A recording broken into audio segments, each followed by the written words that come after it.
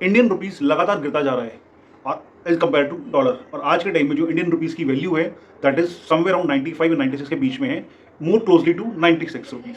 हाँ, और एक साल पहले लास्ट ईयर इसकी वैल्यू थी ठीक एक साल पहले समवेयर अराउंड 85 रुपीज़। तो क्या कारण है कि पिछले एक साल में इंडियन रुपीज़ जो है लगभग 11% का फॉल हुआ है? बहुत सारे रीज़न हो सकते हैं। और आज एक खबर भी आई रूटर्स, एक इंटरनेशनल न्यूज़ एजेंसी है, उसके थ्रू कि जुलाई में नेक्स्ट मंथ इंडियन रुपीज़ जो है मे फॉल टिल 98 रुपीज़। जी हाँ, अभी तक जो 96 रुपीज़ की वैल्यू है यही अभी तक की लोएस्ट वैल्यू है। और आपको जान के बहुत हैरानी होगी, Indian rupee is Asia's worst performance currency बन चुकी है। जी हाँ, मतलब अगर हम कंपेयर करें इसको बांग्लादेश से, पाकिस्तान से, नेपाल से, श्रीलंका से, तो इंडियन रुपी जो है वो वर्स्ट परफॉर्मेंस करेंसी है इन लास्ट 1 ईयर। चाइना ने लास्ट 1 ईयर के अंदर जो करेंसी ग्रो करी है वो स्ट्रॉन्ग हुई है 5.85% के हिसाब से। चाइना की करेंसी ग्रो करी है, स्ट्रॉन्ग हुई है, मतलब समझ लीजिए आप, ठीक है। एंड उसके कंपैरेटिवली अगर हम फिर बात करें पाकिस्तानी करेंसी 1.82% के हिसाब से स्ट्रॉन्ग हुई है। यस, पाकिस्तानी करेंसी 1.82% के हिसाब से स्ट्रॉन्ग हुई है। फिर हम बात करते हैं बांग्लादेशी करेंसी 0.47% के हिसाब से वीक हुई है। श्रीलंका की करेंसी 11.18% के हिसाब से लास्ट 1 ईयर में वीक हुई है। और INR इंडियन रुपीस करेंसी जो इंडिया करेंसी है वो लास्ट 1 ईयर में 11.61% के हिसाब से वीक हुई है। मतलब वीक के अंदर सबसे ज़्यादा परसेंटेज हमारी है। सेकंड नंबर पर श्रीलंका है 11.18%, हमारा है 11.61%। अब इसके बहुत सारे रीजंस हैं, और लेकिन दुख की बात यह है कि हमारी सरकार इसके लिए कोई भी करेक्टिव एक्शन नहीं ले पा रही है। अब क्यों नहीं ले पा रही है? ले रही है, हो नहीं रहा है। कुछ इसमें एक इंटरनेशनल रीजंस भी हैं, जो अभी ईरान US का वॉर चल रहा है, ठीक है, जो ऑयल प्राइसेस हाई हो गए हैं। लेकिन ये सब चीज़ें तो पिछले 3 महीने 4 महीने से हैं, लेकिन एक साल पहले से ही इंडियन रुपी क्यों गिर रहा है? तो आज आप इस वीडियो में हम यही डिस्कस करेंगे कि इसके गिरने के क्या रीजन हो सकते हैं। करेंसी क्यों गिरता है किसी भी कंट्री का? वो इसलिए गिरता है, पहला एक 3 रीजंस होते हैं उसके, लेकिन एक सरसरी तौर पे बात करें तो जब किसी भी चीज़ की डिमांड कम हो जाती है और सप्लाई ज़्यादा बढ़ जाती है तो उसकी वैल्यू कम हो जाती है। ये सिंपल एक डिमांड सप्लाई का फॉर्मूला है, इकोनॉमिक्स में सिखाया जाता है और हर किसी को पता है। किसी की डिमांड ज़्यादा है तो उसकी वैल्यू बढ़ जाती है, और सप्लाई ज़्यादा है तो उसकी डिमांड वैल्यू कम हो जाती है। वो अभी इंडियन रुपीज़ के साथ में हो रहा है। अब इसके रीजंस क्या है कि ग्लोबल मार्केट में इंडियन रुपी की वैल्यू कम हो रही है, और बाकी जो भी साउथ हमारे एशियन कंट्रीज़ हैं उनके कंपैरेटिवली करेंसी हमारी ज़्यादा फास्ट वे में गिर रही है। अब इसके 3 रीजंस हैं। पहला रीज़न मैं बताता हूँ आपको।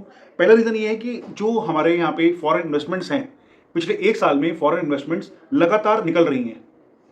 वो इंडस्ट्रीज में से भी है और स्पेसिफिकली स्टॉक मार्केट से है।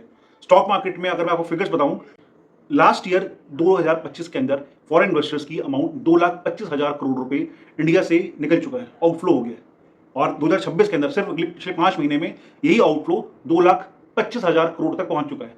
और अभी तो आने वाले टाइम में अभी और 7 महीने बाकी हैं हमारे पास। अब देखिए इसमें कहाँ तक पहुँचता है, और आउटफ्लो निकला तो सिचुएशन ठीक नहीं रहेगी, इंडियन रुपीज़ के लिए और गिरावट आएगी। तो अब जब इंडियन कोई भी फॉरेन इन्वेस्टर अपना पैसा बाहर निकालता है वो डॉलर्स की फॉर्म में निकालता है। इंडियन रुपीज़ में अपने एसेट्स बेचता है और उसको कन्वर्ट करता है डॉलर्स में और उसको बाहर निकालता है। तो इससे क्या होता है, उस डॉलर्स की डिमांड बढ़ जाती है और इंडियन रुपीज़ वीक हो जाता है। और ये हमारा एक सबसे मेन रीज़न है। अब वो फॉरेन इन्वेस्टर्स पैसा क्यों निकाल रहा है स्टॉक मार्केट से, इसके पीछे भी हमारी सिर्फ गवर्नमेंट के कुछ डिसीजंस हैं, कुछ उनके टैक्स कलेक्शन के कुछ रीजंस हैं, वो हम आपको बताएंगे। मैं आपको थोड़ा सा एक ब्रीफ में बताऊं तो एक कैपिटल गेन टैक्स होता है और कुछ एसटीटी वाला टैक्सेस होते हैं, वो हम अलग से डिस्कस करेंगे, ठीक है। सेकंड रीजन है हमारा ट्रेड डेफिसिट। ट्रेड डेफिसिट क्या होता है? हम एक कंट्री जो भी होती है वो क्या करती है, कुछ सामान एक्सपोर्ट करती है और कुछ सामान इंपोर्ट करती है। जो एक्सपोर्ट और इंपोर्ट में डिफरेंस होता है, अगर मान लीजिए मैं एक्सपोर्ट कंट्री को करना क्या चाहिए, किसी को भी उसको एक्सपोर्ट ज़्यादा करना चाहिए और इंपोर्ट कम करना चाहिए। एक्सपोर्ट ज़्यादा करेंगे तो उसको पैसा डॉलर्स की फॉर्म में बाहर से इनकम होकर आएगा, और इंपोर्ट करेंगे तो उसको डॉलर्स में खरीदना पड़ेगा। तो किसी भी हेल्दी इकोनॉमी के लिए क्या होता है, आपको एक्सपोर्ट ज़्यादा करना है और इंपोर्ट कम करना है। लेकिन अभी हो क्या रहा है इंडिया के अंदर, हम लोग इंपोर्ट ज़्यादा कर रहे हैं और एक्सपोर्ट कम कर पा रहे हैं। तो एक्सपोर्ट में सबसे ज़्यादा जरूरी होता है मैन्युफैक्चरिंग पार्ट। अगर मैन्युफैक्चरिंग टू जीडीपी हम चेक करें अपना, तो हमारी मैन्युफैक्चरिंग जीडीपी रेशियो अब पिछले 10 साल में अगर ग्राफ देखेंगे तो कांस्टेंट चल रही है।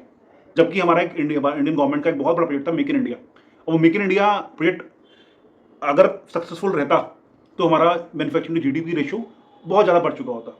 और हमारी एक्सपोर्ट भी बहुत लेवल पे इंक्रीज हो चुका होता, लेकिन एक्सपोर्ट नहीं बढ़ा है, मैन्युफैक्चरिंग टू जीडीपी रेशो भी इंक्रीज नहीं हुआ है।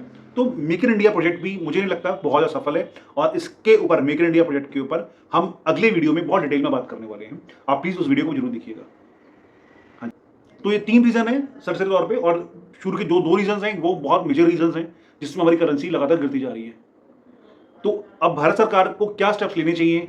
2008 में भी सेम ऐसा ही एक इकोनॉमिक्स इमरजेंसी आई थी, उसमें मनमोहन सिंह सरकार ने क्या ऐसे डिसीजन लिए थे, और अभी हमारी सरकार क्या डिसीजन ले सकती है ये देखने वाला बताएगा। लेकिन अभी तक जो हमारी सरकार के डिसीजन आ रहे हैं, जो हमारे फाइनेंस मिनिस्टर के डिसीजन आ रहे हैं, वो ऐसे कोई भी सेटिस्फैक्टरी नहीं है जिससे एक आम इंसान को या फॉरेन इन्वेस्टर्स को भरोसा हो गवर्नमेंट के ऊपर, गवर्नमेंट की पॉलिसीज के ऊपर। ऐसा कोई भी साइन नहीं आ रहा है, और शायद यही कारण है कि फॉरेन इन्वेस्टर्स बाहर निकलते जा रहे हैं इंडिया से। उनको इंडिया पर ट्रस्ट नहीं रहा है, इंडिया की ग्रोथ स्टोरी पे शायद उनको ट्रस्ट नहीं रहा है, ठीक है। और हम लोग महंगाई बढ़ती जा रही है।